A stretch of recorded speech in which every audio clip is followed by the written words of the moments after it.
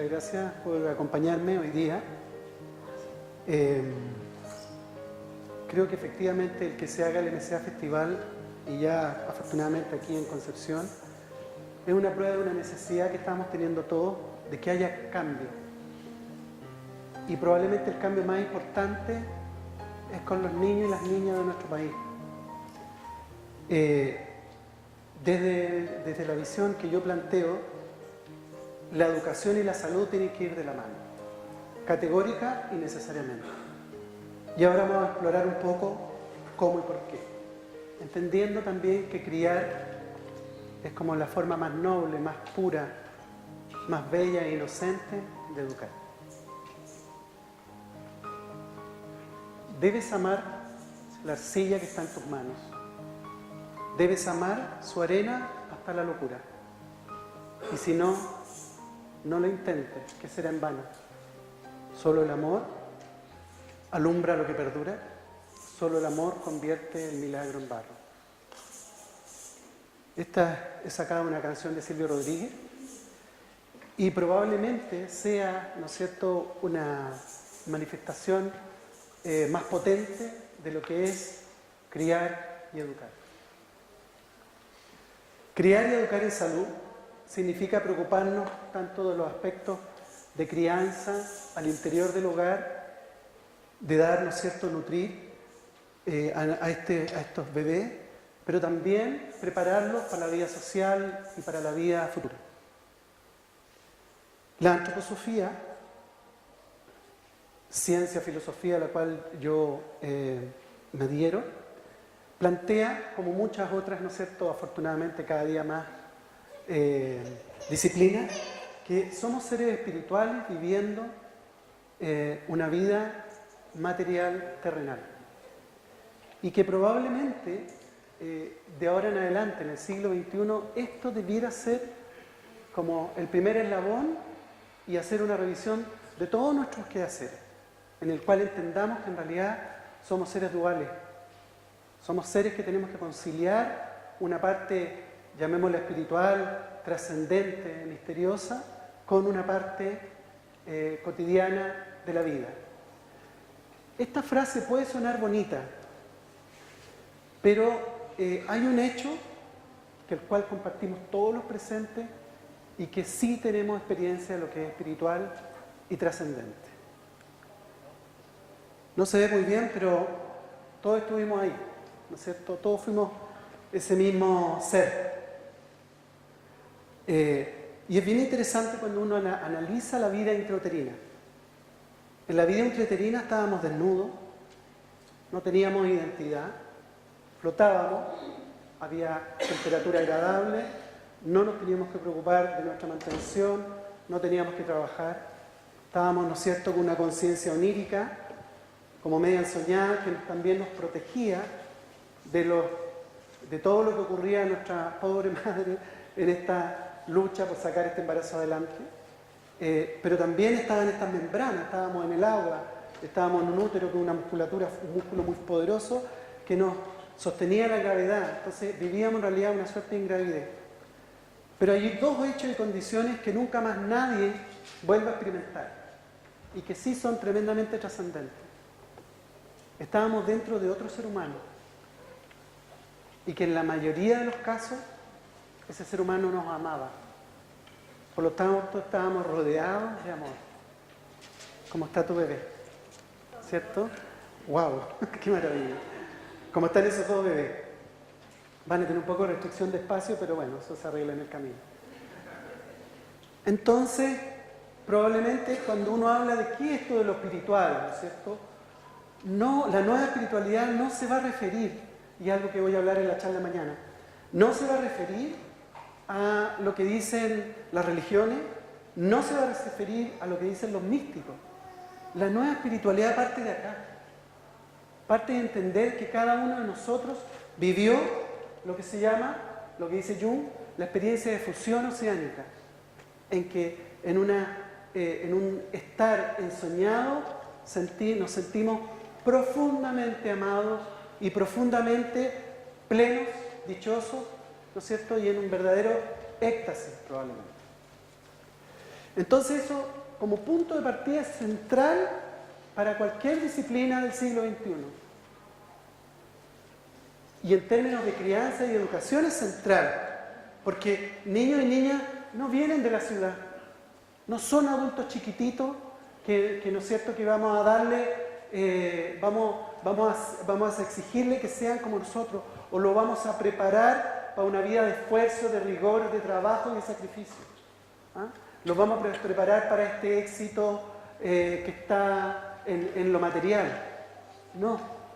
Niños y niñas vienen de esta fusión oceánica, por lo tanto, todo aquel que en estos primeros años de vida está con niños y niñas, es padre, es madre, es profesor, es tío, es familia, es la comunidad, tiene que entender que este niño y niña está con el corazón abierto, está en un estado emocional distinto y que necesita imperiosamente que nosotros acompañemos este proceso.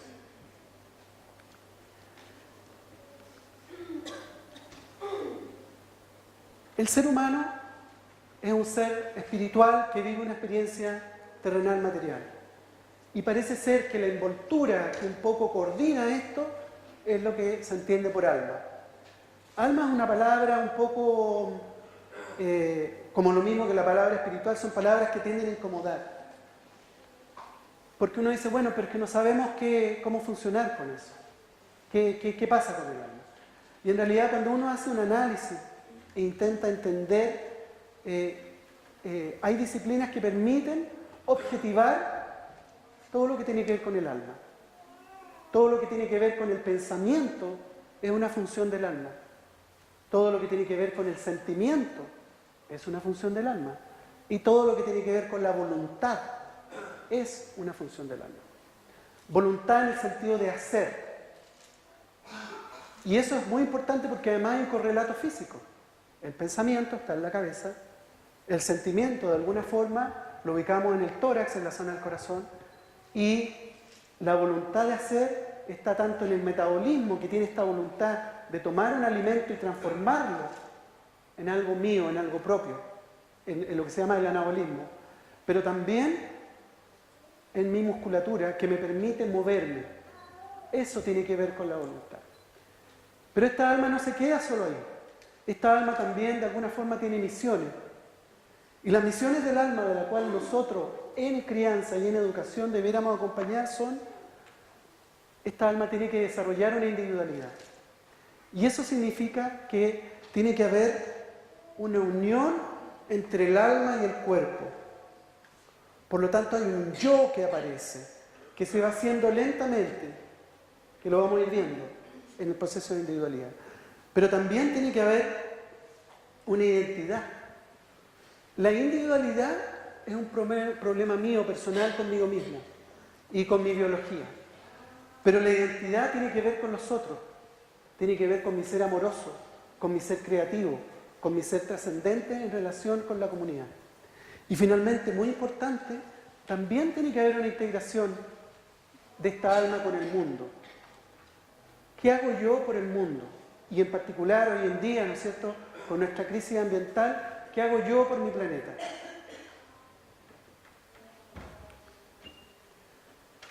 Desarrollar una individualidad significa encarnar, y no en el sentido esotérico de encarnar, es hacer carne, amorosamente, en un cuerpo y hacer lo propio. Y eso biológicamente es un tremendo trabajo. A través de los sentidos, tengo que ir afinando los sentidos para que lo que está afuera, por una parte, tenga que ver conmigo, pero por otra parte, al afinar los sentidos también hay una correlación entre lo que yo veo, siento, palpo, escucho, con lo que todos los otros ven, sienten, palpan y escuchan, pero que además tenga que ver con la realidad, o sea mi sentir, mi percepción sea verdadera. Junto con eso, madurar los órganos físicos. El hígado, el vaso, los riñones, los intestinos, mi cerebro, mis pulmones, mi corazón. En fin, todos los órganos que habitan esta corporalidad tienen que ir madurando y necesitan una serie de condiciones. Básicamente dos: una alimentación sana, ¿no es cierto?, y ritmos y rutinas. Dormir a cierta hora de actividad. En los primeros años esto es trascendental. De ahí que la educación Waldorf sea a veces majadera con insistir en que los niños tienen que tener, niños y niñas, tienen que tener un ritmo de alimentación, un ritmo de sueño, tiene que haber una cierta rutina porque el mundo tiene que ser predecible en la infancia. De adultos nos encanta, ¿no es cierto?, que las cosas puedan ser nuevas, novedosas. Pero los niños, como son recién llegados, vienen de esa función oceánica, necesitan que todo sea predecible, necesitan que todos los días suceda más o menos lo mismo. No confundir con que sea fome, pero que sí haya una rutina creativa, entretenida, amorosa. Junto con eso, de manera muy importante, generar un sistema inmune. Probablemente el boom de la alergia, el boom de la enfermedad autoinmune y el cáncer están acá, en que hubo un conflicto en esta individualidad en la formación de su sistema inmune. Generar un sistema inmune significa que mi ser es capaz de distinguir lo propio de lo ajeno, lo que es mío de lo que no es mío. Y eso significa entonces que lo que no es mío, yo puedo saber si es un virus, una bacteria, monto una respuesta inmune adecuada. Si es un polen, no respondo con esta que nosotros llamamos alergia. A lo más, un solo estornudo, elimino el polen de mi nariz y se acabó. Y no esta cosa, ¿no es cierto?, que hago verdaderos cuadros de rinitis porque mi inmunidad está confundida. Piensa que el polen es más agresivo que un virus. ¿Para qué hablar, no es cierto?, de la enfermedad autoinmune y el cáncer? Donde en la enfermedad autoinmune, mi sistema inmune cree que partes de mi cuerpo, mis articulaciones o mi cerebro, en el caso del Alzheimer, son entes ajenos. Entonces tiene que montar una reacción inmune contra mí mismo. Y en el caso del cáncer, hay células que están dañadas y que mi organismo no reconoce como ajenas, sino que las reconoce como propias. Y las alimenta, y les da, ¿no es cierto?, y las nutre, permite que se lleve toda la sangre y no levanta las aletas para que este cáncer siga creciendo y creciendo y creciendo. De ahí que está trascendental nuestro sistema inmune, que tiene que aprender lo que es propio de lo que es ajeno. Generar un neurodesarrollo, lo vamos a ver inmediatamente, también es básico. Y sentirnos nosotros, ¿no es cierto?, afortunadamente para eso está este MCA, en que estamos hablando un poco de eso, de empoderarnos, palabra maestra probablemente en el siglo XXI. Que cada uno de nosotros eso es un ser único y irrepetible. Y eso significa entonces que cada uno de nosotros es especial, pero que cada uno de los otros también es especial. Todo este proceso de la individualización se demora 18 o 21 años, en que cada ser humano está apto para vivir en el planeta Tierra. Eso significa alcanzar los 18 o 21 años. Cuando nosotros vemos un niño o una niña que empieza a manifestar sus habilidades, mueve la cabeza, se sienta, gatea y camina, eso es el neurodesarrollo. La medicina tradicional lo ve solamente como un proceso que tiene que ir cumpliendo ciertas etapas. Pero es mucho más que eso. En realidad, el desarrollo psicomotor es la prueba más maravillosa y extraordinaria que esta alma se está apropiando de una corporalidad. Y quiero hacer una advertencia. En general, hoy en día se habla mucho de la neurociencia y como que la neurociencia lo explica todo, y se habla de alimentar el cerebro, de educar el cerebro, de todo con el cerebro, cuando en realidad estamos perdiendo en el fondo el norte de que el cerebro es solo una parte de todo este ser y que es toda una dinámica entre alma y cuerpo la que tenemos que preocuparnos en el siglo XXI. Y que la neurociencia cada día está siendo más extraordinaria y sin duda nos ayuda a entender y sobre todo a crear puentes de entendimiento de cómo funcionamos como seres humanos y qué tenemos que hacer para prevenir, ¿no es cierto? Y cómo, claro, sí, desarrollar aptitudes, ¿no es cierto? Y ayudarnos en lo que es educación. Pero no debe entenderse como la única verdad. Somos seres espirituales, somos seres trascendentes y hay cosas que la neurociencia simplemente no ve, que es el vínculo que está detrás de esta de esta corporalidad que está animada, que es, ¿no es cierto?, este alma con este cuerpo, y todas las otras cosas que tienen que ver con lo que yo le decía, desarrollar una identidad y desarrollar una integración en nuestra cultura. A modo de esquema, el ser humano hace un camino extraordinario y asombroso, al que yo le llamo la ruta del asombro. De alguna forma, cuando los niños y las niñas llegan a este mundo, se anclan al corazón. Por supuesto, no al corazón físico, al corazón emocional. Porque vienen de un entorno amoroso, vienen de un entorno, ¿no es cierto?, donde la inocencia, la levedad, es todo prístino. Y el único lugar del cuerpo en que encuentran eso es el mundo afectivo. Por lo tanto, el alma entra al corazón. Y está, en términos de conciencia, básicamente el primer año de su vida con la conciencia y atención puesta ahí. Por eso es que nosotros intuitivamente, básicamente, sobre todo el primer año, tendemos a, ¡ay, mire la guaguita, qué linda! Tendemos a hablarles así amorosamente. Eso es fundamental, porque necesita anclar primero esta alma, sentirse que llegó a casa. Y eso en un ambiente amoroso. Y eso tiene que ver con crianza y también con educación. Este camino continúa junto, en paralelo, así como está el alma con su nivel de conciencia anclada al corazón. Por supuesto que ahí comienza a anclarse al cuerpo y el metabolismo. Y nosotros lo vemos objetivamente, cuánto va subiendo de peso, cuánto va creciendo y cómo es su neurodesarrollo.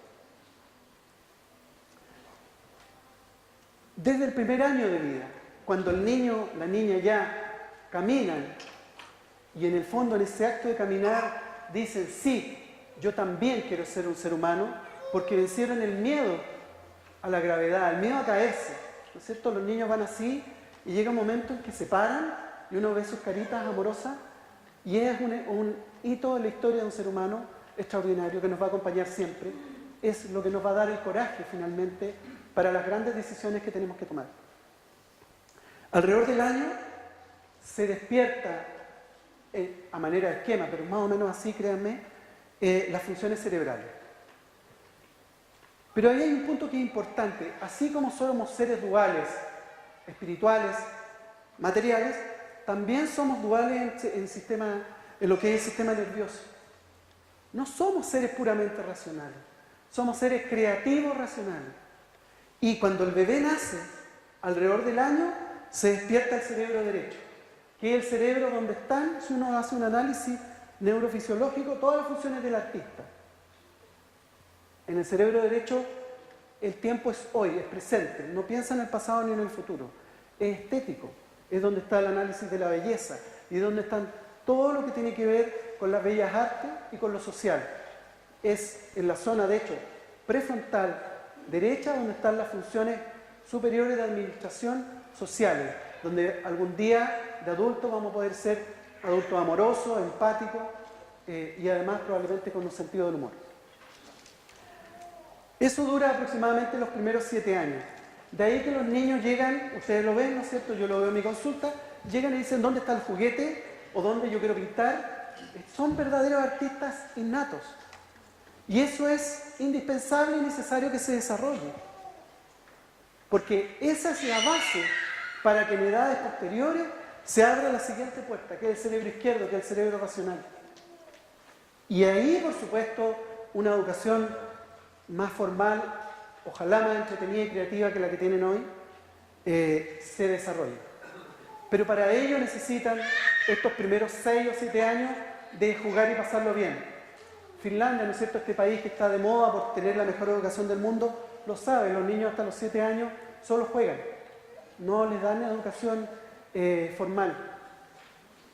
De hecho, Piaget, el famoso psicólogo de la psicología tradicional, dice que alrededor de los 5 o 6 años recién los niños están preparados para las funciones de abstracción. Y eso es muy importante porque hacerlo antes solamente genera estrés. Ya lo vamos a ver más adelante. A los 7 años se abre entonces este cerebro y empieza recién y de a poco en el largo camino de ser seres racionales. Pero es indispensable que seamos seres racionales creativos. Si no, eso nos volvemos cuadrados, nos volvemos demasiado prejuiciosos, demasiado desconfiados y no celebramos el misterio y la magia de la vida que se nos regala en los primeros 7 años. Como les decía, el hemisferio derecho es el hemisferio del artista, donde se alimenta este ser creativo, donde están las construcciones empáticas, donde están estas funciones superiores de administración social. El cerebro izquierdo, por su parte, es el matemático, es donde están el mundo concreto y práctico, nuestro ser estratégico verbal, y donde están las funciones de administración intelectual. Desgraciadamente, nuestra educación es unilateral. Solamente le interesa el ser racional, el ser matemático. Y desgraciadamente, la mayoría de los que estamos en esta sala tendemos a funcionar las 24 horas del día acá. Por eso yo parto con una poesía. Porque si no, estaríamos todos en el juicio, en el análisis, en lo que tengo que acordarme, pero a la vez estoy pensando si dejé la ropa puesta, si alcanzo a ir al supermercado a comprar antes que termine la charla, en fin. Y nos perdemos el estar en aquí y en ahora, que es el modo en que tenemos que en el siglo XXI aprender a estar, como lo dijo Javier Pedro, como lo va a decir Eric Orbera, como lo dicen todos ¿no es cierto?, los grandes que están hablando hoy día del pensamiento humano. Y el cerebro izquierdo es tremendamente útil y maravilloso, pero tiene un espacio, no todo el espacio. El recién nacido, cuando llega, trae 3 habilidades básicas que nosotros deberíamos saberlas y entenderlas e incorporarlas a nuestra forma de llegar al niño en el primer año. Trae la habilidad de imitar. Si se fijan, los niños y las niñas son maestros de la imitación. Al año son maestros de la imitación facial y probablemente a los 3 años son maestros de la imitación corporal, y es impresionante. Eso tiene un sentido. Aparte de lograr un mejor encaje alma-cuerpo, porque, ¿no es cierto?, se mueven todos los músculos, la forma, también tiene el sentido de que imitamos a pertenecer al mundo humano. Y entonces para nosotros es una gran responsabilidad, porque nos están imitando a nosotros. Entonces, para nosotros los adultos es fundamental preguntarnos y preocuparnos por ser coherentes, por ser veraces y por estar atentos a nosotros mismos. No podemos andar así por la vida. Tenemos que andar activos, tenemos que ser coherentes, ser vehementes en lo que decimos y hacemos. No podemos decirle, de repente le decimos, sí, sí puedes, ¿no es cierto? O le decimos, no, no lo hagas. No, hay que ser súper claro, cuando un no, y cuando un sí. Porque si no el niño se confunde. Maestros del movimiento, la maestría del movimiento lo vemos, ¿no es cierto? Muchos niños son inquietos, sobre todo los maestros y maestras. Pero hay un punto que es bien relevante. El movimiento es lo que mejor ayuda en la coordinación del desarrollo neuromotor, ¿no es cierto?, de todo lo que tiene que ver con el desarrollo psicomotor, y eso es prueba de que esto hablábamos, que es el encaje del alma con el cuerpo. Pero el movimiento, hay un hito que es relevante, que ocurre más o menos entre los 5 y los 7 años. El niño se vuelve maestro del movimiento cuando logra la calma, pero no la calma impuesta, cuando él decide estar tranquilo. Por lo tanto, no debiéramos pedirle a un niño en prekinder, en kinder, que esté tranquilo, que esté quieto. Si no lo está, es porque todavía no puede. Y debiéramos diseñar estrategias para acompañarlo en esos procesos y no retarlo y no obligarlo, porque eso queda en el registro, como un dolor, como una angustia, como una ansiedad. Finalmente, los niños vienen con todo un esquema extraordinario que es el juego. Parece ser que en realidad la vida entera es un juego, lo que pasa es que después se nos olvida. Pero al menos permitamos que estos primeros 7 años jueguen, y no imponémosle a qué jugar, cómo, cuándo y dónde. Y ellos se vuelven maestros del juego alrededor de los 5 o 7 años, cuando ya pueden dejar un juego para el otro día, o sea, hay una actividad de memoria importante, pero también cuando ya aceptan las reglas de los juegos. Y no debiera ser antes de esa edad. Con respecto a la crianza, Esto es algo individual en los adultos, se nos devuelve a cada uno de nosotros. Y yo voy a criar a mi hijo, a mi hija, de acuerdo a varios parámetros. De mi paradigma personal, hay un traspaso transgeneracional, eso significa que yo voy a tender a criar a mi hijo, a mis hijas, igual como me criaron o lo más diferente de cómo me criaron. Hay una polaridad ahí. Si me gustó, lo voy a hacer igual. Si no lo pasé bien, voy a tratar de hacerlo totalmente distinto. Pero en el fondo, el problema del traspaso transgeneracional es que yo pierdo quién es mi hijo y mi hija, sino que de alguna forma le traspaso mi historia y mi vivencia. Y a lo mejor ella no necesita para nada que yo haga exactamente lo contrario que a mí me hicieron. Probablemente que no lo haga igual, pero para eso yo tengo que hacer un trabajo. Y de ahí las escuelas de padres son tan importantes, donde yo voy viendo un poco cómo criar, por qué lo estoy haciendo así, desde dónde lo estoy haciendo así, cómo me lo hicieron a mí, cómo lo vivencié yo. Tiene que ver con estilo de sistemas familiares, estilo de crianza, que lo vamos a ver enseguida. Tiene que ver con experiencia con este mismo hijo o con otro. Si tuve un hijo que se enfermaba mucho, que lo pasaba muy mal o que sufrió mucho, voy a tender a ser más aprensivo o más desligado con los hijos siguientes. Tiene que ver también con mi conexión conmigo mismo, con el desarrollo personal. Hay muchos que educan de acuerdo a un manual de instrucciones y nos perdemos un poco la intuición, esa cosa de la guata, de la víscera, que me dice cómo hacerlo y cómo no hacerlo. Y la conexión que yo voy estableciendo, el vínculo que voy estableciendo con esta hija, con este hijo. En el modelo de crianza existen básicamente 3 modelos. Hasta los años 60 el más habitual era la autoritaria, que es un poco sacado, ¿no es cierto?, esta cosa como que la autoridad hay que imponerla, cueste lo que cueste.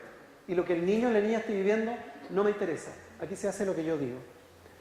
Esto estoy diciendo en un extremo, porque a veces es necesario decirle, diga, lo siento mucho, pero aquí se hace lo que yo digo. No, esto es cuando es realmente impuesto con cierta o mucha agresividad. Y en el otro extremo, parte en los años 60 como una respuesta en esta polaridad, el laissez-faire, que es dejar ser. No, sí, déjalo nomás. Y entonces nunca pongo límites, nunca le digo ciertas cosas que tiene que hacer. Hoy en día, siglo XXI, la idea es que tengamos una autoridad que se llama autoridad amorosa. Eso significa que en ciertas cosas sí yo voy a marcar. Señora, señor, en esta casa se cena a las 8 de la noche, ¿le gusta o no le gusta? Señorita, caballero, tiene que ordenar o no ordenar. Por supuesto que lo miraré de acuerdo a la edad y en las edades más tempranas gerencio, acompaño, ayudo para que vaya desarrollándose estos hábitos que a mí me parecen importantes, y en edades más mayores, 10, 12 años, voy dando autonomía, que se vayan ganando su libertad. Y hay otras actividades que, por supuesto, el juego básicamente, el movimiento, los dejo libres. Pero entonces, la crianza del siglo XXI es una crianza que veo primero quién es este niño, esta niña, porque hay niños que necesitan que yo los tenga más cortitos, y hay otros niños que son tan autorregulados a sí mismos que yo los tengo que tener más libres, porque ellos solitos se van regulando. Eso va a depender de la edad, va a depender de la situación. De manera trascendental, la biología nos habla de que somos seres que necesitamos el amor para construirnos. Y tal vez el gran ausente de la educación es la palabra amor. No se habla. No se habla cuando hablamos de qué necesita un niño en la educación. Existe toda la evidencia en que dice que el ser humano está diseñado para recibir todos los efectos del amor y un entorno amoroso, y todo lo que alimente el alma para construir su neurodesarrollo. Es el amor el que modela y modula el cerebro infantil y prácticamente la mayoría de las funciones inmunológicas, endocrinológicas y neurológicas. La presión arterial está determinada como fueron los vínculos en los primeros años, las funciones hormonales, en fin, toda la biología está al servicio de cómo fue tu experiencia amorosa de vínculo en los primeros años. Y eso básicamente tiene que ver, ¿no es cierto?, si uno vivió en una situación de plenitud o una situación de estrés. Estoy hablando del extremo, ¿no es cierto? Es fundamental y no se habla en la educación la mirada, la caricia y el abrazo. Tal vez la educación debiera partir como pilar con estas tres situaciones. Cuando yo miro a un niño o una niña, le estoy hablando profundamente el lenguaje del alma. Cuando yo le acaricio, por una parte le estoy dando mi amor, pero además le estoy enseñando a que pueda diferenciar quién lo quiere bien de quién no lo quiere bien. Y eso es tremendamente importante porque de adulto, cuando establezca relaciones de pareja, rápidamente va a poder saber, no, yo aquí no entro, porque no me quieren bien. O sí entro porque sí me siento querido, me siento amado. Eso se juega en los primeros años de vida acá, en la caricia. Y finalmente el abrazo es porque somos una comunidad en la cual cada uno de nosotros a veces necesita ser contenido o necesita ser acompañado y apoyado con el corazón a corazón. Desgraciadamente, como decía, no existen postulados en nuestra cultura en la crianza y en la educación acerca del amor y la alegría o la felicidad, los que son claramente determinantes para la buena salud, que no hemos hablado pero que también es fundamental. ¿Qué necesitan los niños? Necesitan un vínculo seguro. Vamos a hablar lo que eso se habla mucho pero no se dice, lo vamos a decir en pocas palabras. Necesitan las cualidades del nido: calor, cobijo, protección. Y necesitan moverse, explorar, maravillarse. Vínculo seguro. Emi Pikle, una pediatra húngara, habló maravillosamente y con palabras muy sencillas lo que es vínculo seguro. Tiene que ver con los cuidados cotidianos.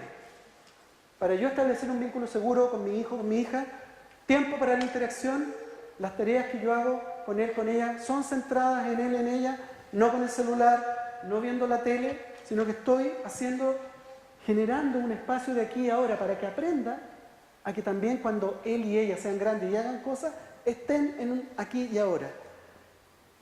Y eso determina que el adulto tiene que desarrollar su presencia. También lo están diciendo los grandes pensadores de hoy en día, ¿no es cierto? La presencia plena, aquí y ahora. Aquí y ahora yo te doy mi amor. Hay una serie de estudios que están hablando ya no de los niños distraídos, están hablando de papá y mamá distraídos. Porque estamos en 25.000 cosas y empezamos a desaparecer. Mamá, hagamos tal cosa, sí, pero ya, más rato voy. Papá, no, sí, espérame, estoy contestando el WhatsApp. En fin, eso que es un problema gravísimo para nuestros hijos e hijas, también es un problema para nosotros que tenemos que empezar a tomar postura.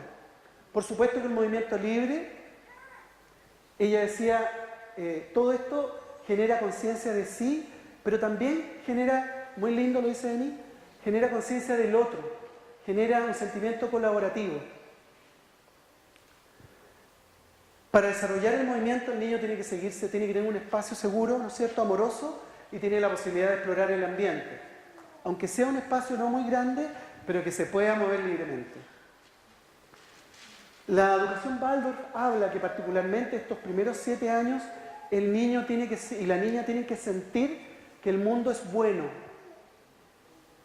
Y no significa que seamos cínicos, sino que de verdad nosotros adultos, por este trabajo interior que hacemos, por esta conciencia plena, por esta generación de autoconciencia, decimos, sí, el mundo es bueno. Que hay dificultades, las hay, pero en este niño, esta niña, lo estamos preparando para que después de los 18 o 21 años sí pueda abordar los desafíos. Pero no le vamos tirando los desafíos cuando es chico o chica. Pero sí lo hacemos desde la honestidad, no desde la mentira, no desde el engaño. Y ahí hay que hacer una diferencia. Entrar en el mundo de la fantasía no es mentira, no es engaño. Los primeros 7 años es un alimento, es nutrición. Y la verdad que después también. Sí, por favor.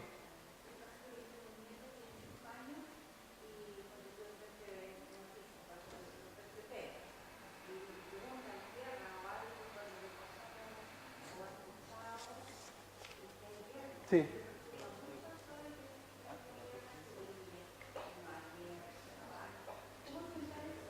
En el fondo uno tiene que, primero que nada uno tiene que hablar, ella decía, sí, ella hablaba, un niño de 5 años que se enfrenta a la televisión y ve los desastres cotidianos, gentileza de los canales, ¿no es cierto?, que nos muestran todos los días.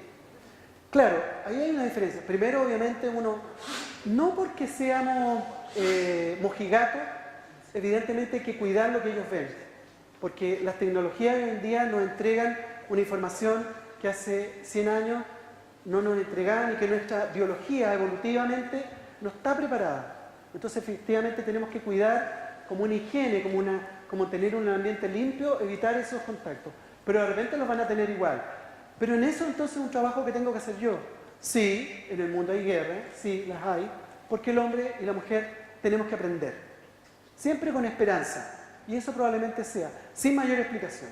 No es necesario hablarle del Einstein, de la teoría de la relatividad, de la bomba en 1900 no sé cuánto. No, ser sencillo y ser esperanzadores.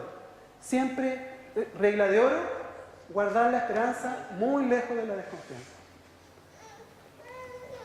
La educación como industria nos queda claro. De alguna forma, niños y niñas son sometidos. La educación que tenemos actualmente viene desde la revolución industrial.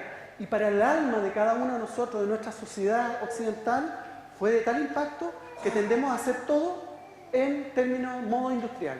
Eso significa, tenemos una materia prima, niño y niña de 3, 5, 7 años, lo metemos en una caja, ¿no es cierto? Y salen todos normalizados vía PSU, ¿no es cierto? Lo dividimos PSU alta, PSU media, PSU baja. Y lo vamos a dividir en dos. Los que, ¿no es cierto?, toman las decisiones y los trabajadores y trabajadoras, digamos. Y no es más.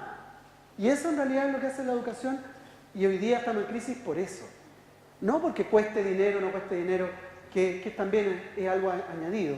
Pero la profunda crisis de la educación es que estamos normalizando, estamos metiendo a todos en un mismo saco. Cuando en realidad, precisamente lo que hablamos antes, la individualización es fundamental. Yo necesito ser diferente de ti, porque tengo que aprender a complementarme contigo. Y tengo que aprender que soy especial, pero que tú también eres especial. Educar en salud, siglo XXI, es comprender este proceso que hablamos de la individualización, es educar a los tiempos de ese proceso. No es lo mismo educar a un niño de 1 año, de 3, de 5, de 7. Probablemente un niño de 6, 7 años ya podemos empezar una educación más en la abstracción, en la lectoescritura, en las matemáticas, etc. Pero antes de eso tenemos que tenerlo maravillado en el juego, en la alegría. Lo que estoy diciendo no es fácil. Y por supuesto que en sectores populares, por decirlo de una forma, es mucho más complejo. Pero tenemos que ir haciéndolo, tenemos que ir haciendo de tal manera que las autoridades no les quede la menor duda de que así hay que hacerlo. Tenemos entonces que hacer que los contenidos de la educación alimenten el pensar, pero también alimenten el sentir y, por supuesto, fortalezcan esta voluntad de hacer en la tierra. Tiene que haber un momento para educar el intelecto, pero también para educar la afectividad, la imaginación, la alegría de vivir. Con respecto a los sentidos, tremendamente importante. Hoy en día, probablemente desde el punto de vista de ser humano, uno de los atentados más grandes está haciendo con los sentidos. La era industrial fue el ruido, ¿no es cierto? Y empezó a aparecer el humo, entonces la visión también se nos afectó. Pero ahora, en detrimento de todos los otros sentidos, estamos sobredesarrollando la visión. Y estamos desarrollando una audición de computador, que es una audición de muy mala calidad. No estamos desarrollando la audición de la vida, la visión, ¿no es cierto?, que nos da la naturaleza, sino que estamos desarrollando una virtualidad. Pero además es peor todavía, porque es una virtualidad con una intención de ganar o perder, cosa que complejiza mucho más para los niños. El niño es, primeros 7 años, es un órgano de percepción, entero. Por eso cuando están alegres, están alegres. Cuando les gusta algo, se sabe que les gusta algo. Y eso significa entonces que la vivencia es integral. La vivencia es integral, y por ser integral, es plena y completa, y por eso yo tengo que cuidarla. Breve, pero sí. ¿Sí?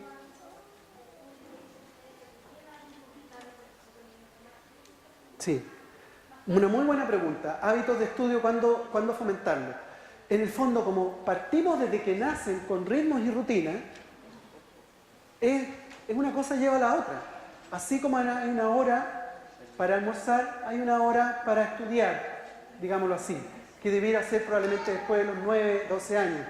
Yo soy uno de los primeros enemigos contra las tareas, encuentro que la brutalidad más grande y la injusticia más grande, porque no conozco ningún adulto que se lleve tareas para la casa. Y si lo hace, es a regañadiento o pide que le paguen más. Pero nadie se lleva porque quiere terminar cosas en la casa. Y en los niños el tiempo en la casa debería ser un tiempo de juego y también un tiempo de ocio, muy importante. Probablemente después de los 9, 12 años ya los hábitos de estudio, más cotidianos. Educar en salud también es respetar este funcionamiento físico y emocional de los niños y las niñas. Lo que hablábamos, ¿no es cierto? O sea, hay un momento en que el niño está centrado en el sentir, en el hacer, estos primeros años, este artista. Y después puedo yo incorporar, ¿no es cierto?, todo lo que tiene que ver con intelectualización. Hay unos años en que el niño todavía, como viene del útero, viene de esta función oceánica, está con el corazón abierto, está para ser abrazado, para abrazar el mundo. Después me encargaré de decirle, oye, esto sí, esto no, tienes que comportarte, tienes que haber normas y reglas sociales. Al principio debiera ser mucho más amoroso todo este proceso. Muy importante cuidar los sentidos, mantener un pensar libre, vivo, imaginativo y creativo. El pensar que tenemos la mayoría de los adultos es un pensar encasillado, encuadrado, prejuicioso. Cuando hablamos de un libro, todos pensamos en un libro. Cuando hablamos de una casa, pensamos en una casa. Cuando en realidad libro podría ser casi cualquier cosa, casa podría ser casi cualquier cosa. Y el pensar debiera ser libre, vivo, con mucha imaginación y muy creativo. Fomentando una nutrición y desarrollo de los ritmos y hábitos adecuados. Hablamos de los ritmos y hábitos, poco hablamos de la nutrición. La nutrición obviamente es fundamental y por supuesto que una nutrición, una alimentación industrial no nos va a nutrir mucho. Tenemos que conciliar. Les pido disculpas, esta se me pasó, está en inglés, pero bueno, es bastante sencilla, pero habría preferido mostrársela en castellano. La doctora Arnsten, una neurobióloga de la Universidad de Yale, hizo hace unos 7 o 10 años atrás un estudio en que medía 2 neurotransmisores que son centrales. La dopamina, que es como el neurotransmisor cerebral, en que es indicativo de que lo estamos pasando bien, estamos como relajados. Y la noradrenalina, a nivel del cerebro, nos dice que estamos estresados, de que hay un problema y estamos con el alerta aumentado. Y ella lo vio en distintas situaciones de clase, en los colegios, y pudo medir que en el fondo, cuando hay más dopamina, como les decía, hay calma, y cuando hay más noradrenalina, hay estrés. Entonces la pregunta de este estudio era, bueno, ¿en qué minuto, en qué relación de calma y estrés los niños aprenden más? Y un poco se dio lo lógico. Cuando hay mucha calma, la sala de clase está como muy fome, muy tranquila, los niños efectivamente se aburren y se pierde la atención, no se concentran y no hay aprendizaje. Pero tampoco hay aprendizaje cuando yo estoy en el rigor, cuando los lleno de tareas, cuando tengo una educación demasiado intelectualizada. Pero ¿qué vio? Eso es sorprendente. Vio fatiga, vio problemas de salud y sobre todo vio déficit atencional, vio problemas del neurodesarrollo, trastorno obsesivo compulsivo y vio bullying. ¿Por qué? Porque en el fondo cuando estamos demasiado en el alerta nos baja la angustia y frente a la angustia o reaccionamos con miedo o reaccionamos con rabia. Y lo que descubrió es que hay un punto intermedio que le llaman el punto dulce, que en el fondo yo tengo como maestro, maestra y como ideólogo de una educación, evidentemente generar una educación que sea tranquila, pero que esté por ahí pensando, provocando a los niños y a las niñas. Y ese es el punto central, el punto donde los niños más aprenden, es cuando tienen cierta tranquilidad, pero tienen un grado mínimo de estrés en términos de incentivarlos, de provocarlos, de ponerle metas más altas. Y ese probablemente sea central en la educación y este dibujo probablemente es muy importante para entender por qué la educación que estamos teniendo está llenando a los fonoaudiólogos, a los terapeutas ocupacionales, a los psicopedagogos, a los psicólogos, a los neurólogos y a los psiquiatras, que están teniendo consultas como nunca antes en la vida. Y es porque tenemos una educación que es estresante. No hay otra definición. Antes que nada, es estresante. Brevemente, pantalla de infancia. El gran problema, particularmente en los primeros 7, 9 años, es que el cerebro está en formación. Hay una serie de vías neurológicas, hay una serie de sistemas que se están formando y desgraciadamente le estamos tirando una cantidad de estímulos que ni siquiera son reales, sino que son virtuales. Hecho inédito en la condición humana. Jamás en la historia de la humanidad se había visto enfrentada la neurobiología a lo que se están enfrentando ahora nuestros niños y niñas. Y los problemas ya los estamos viendo, porque aparte el estrés tiene dos caras.